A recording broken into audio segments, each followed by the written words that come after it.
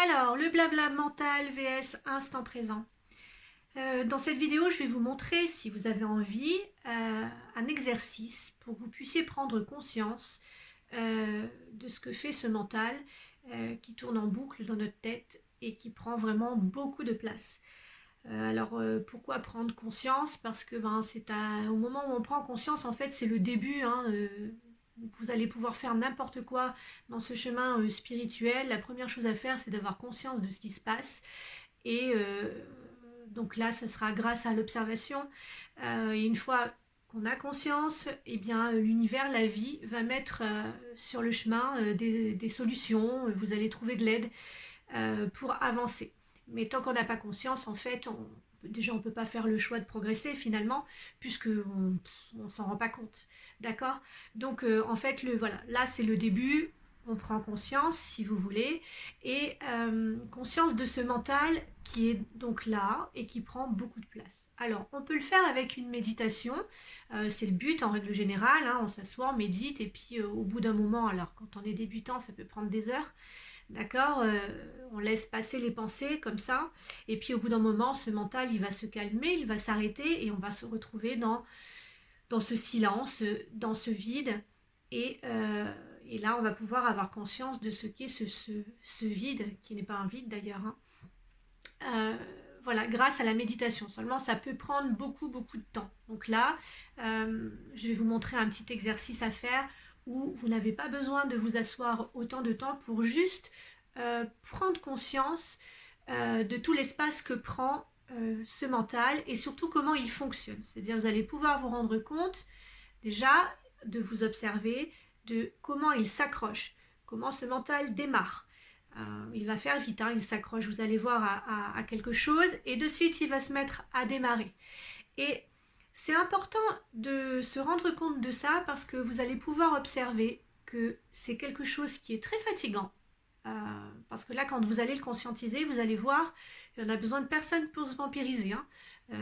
Quand ce mental-là se met en route, qu'il a pris, qui s'est déclenché, et lorsqu'il est là vraiment souvent et trop longtemps, on est fatigué en fait. C'est hyper fatigant. Donc cela, c'est un des buts. Donc là, on parle donc de ce mental qui est qu'on dit inférieur, c'est-à-dire que bon, pour moi, pour abréger, hein, je vais dire c'est le mental qui va nourrir l'ombre, qui va faire baisser notre taux vibratoire. C'est de celui-là que vous allez prendre conscience en fait, hein, dans l'exercice. Celui qui est supérieur, celui-ci, il est nourri par l'âme, par la source, par qui vous êtes de plus lumineux. D'accord. Donc, celui-là, on n'a pas besoin d'aller le travailler ou faire quoi que ce soit, hein. C'est normal d'avoir un mental, en fait. Mais juste, voilà, celui qui est inférieur, celui qui prend toute cette place et qui surtout nous empêche d'être dans la réalité. C'est-à-dire que quand il se met en route, souvent, ce n'est pas des choses qui sont réelles qui se passent dans notre tête et on n'est pas en train d'être là et de vivre pleinement notre vie. Parce que c'est quand même dans l'instant présent, quand on arrive à vivre un maximum dans cet instant où on vit notre vie pleine, avec tout ce que nous sommes, avec tout ce qu'on émane. Pareil pour la relation avec les autres, quand on est là, par exemple avec votre enfant, vous allez pouvoir observer si vous jouez avec votre enfant, quand vous êtes en présence, et puis quand vous vous échappez avec votre mental, et bien là, malheureusement, si vous n'êtes pas là et que vous partagez quelque chose, donc là je dis votre enfant, mais ça peut être n'importe qui, vous lui offrez moins votre amour. D'accord. Vous n'êtes pas là, donc il est moins nourri par vous. Et vous remarquerez aussi que si c'est l'enfant, souvent, il va faire quelque chose, il va s'agiter pour que vous puissiez revenir en fait, hein. Donc ça aussi vous pouvez l'observer. Ça peut être assez drôle de voir combien votre enfant sent ça. Et du coup vous allez trouver que c'est important quand même d'essayer de vous ramener à chaque fois un peu plus dans votre corps et dans cette présence. Euh, alors donc le mental, en fait, à la base, s'il se met en route, c'est parce que derrière, il y a une immense peur, hein, d'accord. S'il s'arrête, ce mental, qu'est-ce qui se passe? Il y a le silence. Qu'est-ce qu'il y a dans le silence? Il y a le vide. C'est la mort. Eh bien, en fait, le mental a une grande peur, c'est d'être coupé à la vie. d'accord? Et il n'a pas envie de revivre ça. Pour lui, c'est pas quelque chose, voilà, il a très peur de revivre ça, donc il va se mettre tout de suite en route pour que cet espace de vide et cet espace de silence, eh bien, il n'existe pas, en fait. D'accord? Pour lui, c'est quelque part être vivant, alors que c'est tout le contraire, c'est dans cet espace-là où on est unis, c'est dans cet espace-là où on est connecté à notre âme, c'est dans cet espace-là où voilà, on est un en fait, hein, et on est là pleinement, et il y a l'amour, et il y a tout ce dont on a besoin, et on n'est plus séparés surtout. Donc le mental va toujours se mettre en route pour faire en sorte de nous garder séparés. Donc on va voir comment. Donc le petit exercice, c'est celui-là. Vous allez choisir un trajet quotidien que vous faites tous les jours. Donc ça peut être pour aller à votre bureau, pour amener votre enfant à l'école, à pied, en voiture, en bus, c'est peu importe. C'est quelque chose que vous faites tous les jours. C'est juste un trajet, hein, parce que toute la journée, l'exercice, vous n'allez pas pouvoir le faire. C'est vraiment fatigant quand vous allez vous en rendre compte.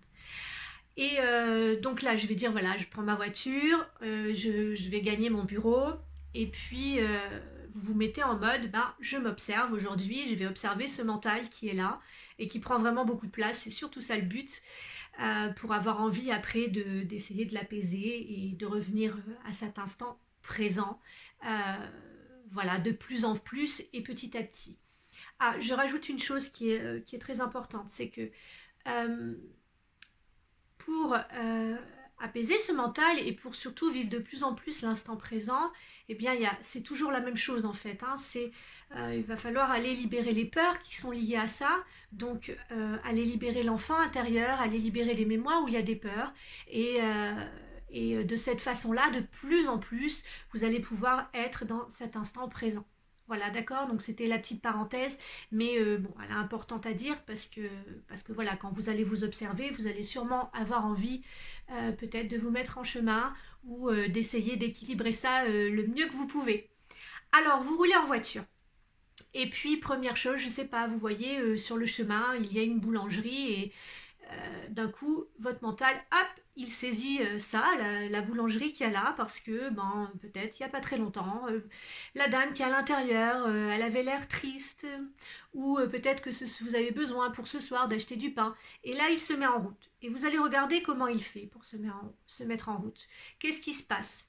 Observez-le simplement, hein, comme la méditation, vous laissez passer, vous ne vous jugez surtout pas si vous pouvez, hein. Et puis vous continuez de toute manière de conduire votre voiture et d'être sur ce chemin-là pour gagner votre bureau. Et puis sur le trottoir, vous voyez une personne. Et puis cette personne, peut-être, vous allez dire, hop, elle s'accroche, son manteau est très joli, ou peut-être elle vous renvoie quelque chose d'émotionnel, elle a l'air triste, etc. Regardez ce qu'il fait, jusqu'où il vous amène. Il démarre là. Et surtout, regardez comment il s'accroche. Dès que vous êtes tranquille, vous pouvez être tranquille, conduire, regarder le paysage, être vraiment ici. Mais observez vos pensées, vous allez voir que c'est pas la réalité. Déjà, il va y avoir beaucoup d'interprétations, c'est subjectif. Et où il vous amène? Est-ce que votre mental se met à juger? Est-ce que votre mental, il va jusqu'à vous créer une émotion en vous? Faut savoir que si au bout d'un moment, à force qu'il se déclenche, il y a une émotion qui remonte, c'est qu'il y a une peur derrière. Alors bon, c'est pas forcément dramatique, hein, ça vaut le coup du coup de vous faire un gros câlin sur cette peur, et puis d'aller la libérer. Donc on va dire que c'est toujours salutaire tout ça, mais pour le moment on n'en est pas là. Vous êtes à l'observation, et vous regardez jusqu'où il va, et regardez toutes ces fois où il va s'accrocher et se mettre en route, et combien de fois. Et finalement, combien de temps êtes-vous là? Et vous-même, combien de temps êtes-vous dans votre corps en fait? Donc là, le but, vous laissez passer les pensées. Bien entendu, vous êtes dans l'observation, mais vous pouvez aussi vous amuser à vous ramener dans ce corps, c'est-à-dire à vous remettre à conduire votre véhicule. C'est ça la réalité, à regarder le paysage autour, ok, et à être un peu plus dans cet instant présent. Voilà, donc là, pour vous, ça va être juste de prendre conscience de tout l'espace qu'il prend, ce mental. Et bien là, vous avez un petit outil pour prendre conscience, ce qui va vous donner les moyens de vous aider si vous en avez envie, bien sûr. Alors, J'ai mis ce titre blabla mental vs instant présent parce que pour moi, il faut quand même être des super-héros quelque part pour pouvoir équilibrer tout ça et trouver une harmonie dans tout ça en fait. Donc voilà pourquoi j'ai marqué versus parce que bah, toujours pareil, j'aime bien rire. D'ailleurs, amusez-vous de ces exercices d'observation si vous en avez envie.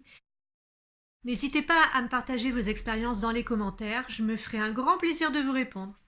À très bientôt!